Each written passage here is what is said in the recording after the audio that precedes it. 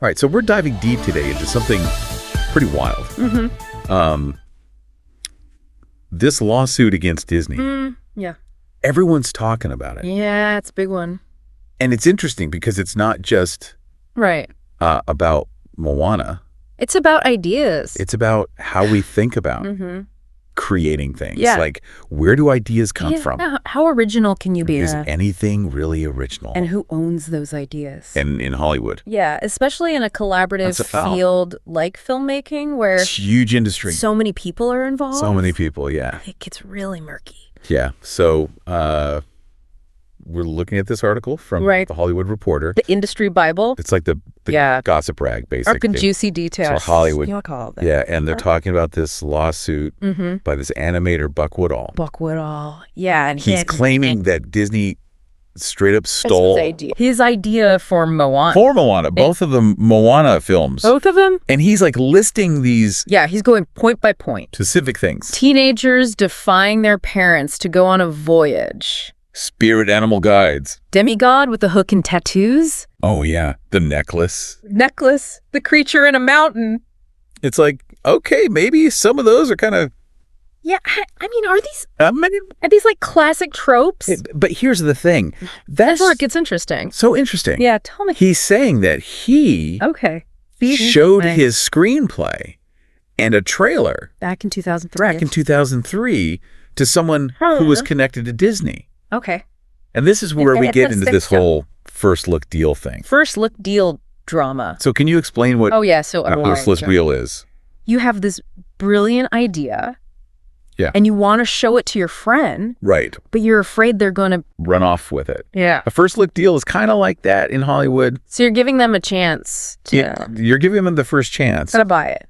To buy it. To invest in it. Right. But you're also taking a risk. Because they could just take... Because they could say... That's a great idea. And run. And then just make it themselves. And so this executive was working for... Right. So this executive was at Mandeville Films. Mandeville Films. And Mandeville had this first look deal. With Disney. Yeah, Disney. Which basically meant anything that...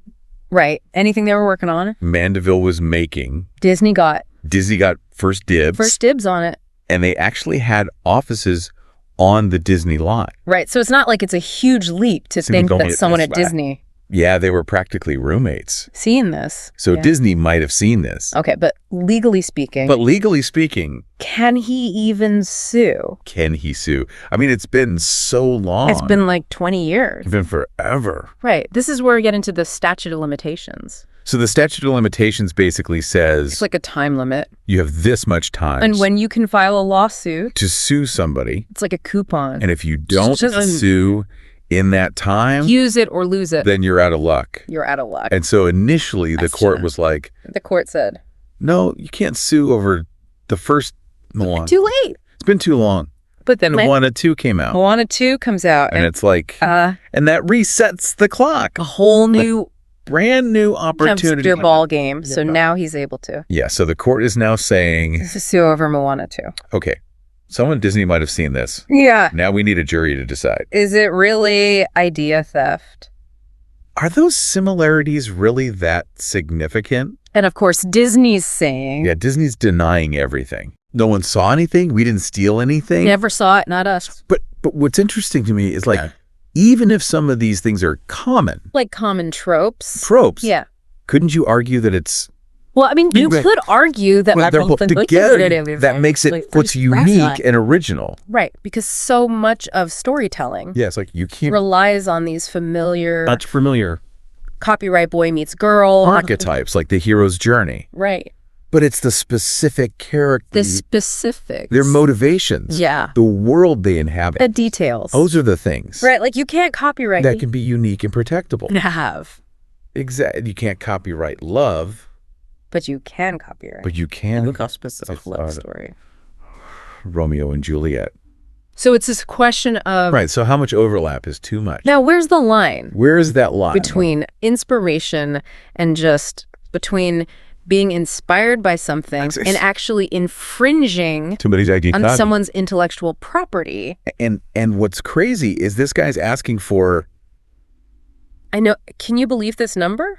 2.5% of all the money Moana has made. Of the gross revenue. That's like... Which is like, what? $10 billion? $10 billion. It's mind-boggling. I mean, that's enough to buy, like... I know you could buy a small island. Your own island. Maybe even a theme park. Who knows? So it's like... It's a big ask. A huge ask. But it does raise the question. But it makes you think about, like, how do you prove... How do you prove... idea theft? Idea theft in Hollywood. And how much... Especially... is a story really worth? So collaborative. Yeah, I mean, if you had... Think about it. If you came up with an idea... A brilliant idea. For a story or a song. Would you feel comfortable? Would you just share it with anyone? Sharing with people. Knowing that? Knowing they could potentially take it. They could and make millions. Run off with it. Would you take precautions? Yeah, would you? Would you write everything down? Like keep a diary. Keep a diary, record your conversation. Every idea. Document everything. You have. Yeah. So it really makes you think about... It really does make you think about. Your own creative process. Your creative process. How do you protect your ideas? And what are your ideas worth? That's something to ponder. Yeah, food for thought. For sure. Definitely. All right, well, that's our deep dive for today. That was a deep one. Into the Moana lawsuit. Murky waters. It's a fascinating case. It is fascinating. And I'm sure we'll be hearing more about it. Absolutely. Keep an eye on this one. In the future. Yeah, it's going to be interesting to see how it plays out. All right. Thanks for listening, everyone. Thanks for joining us.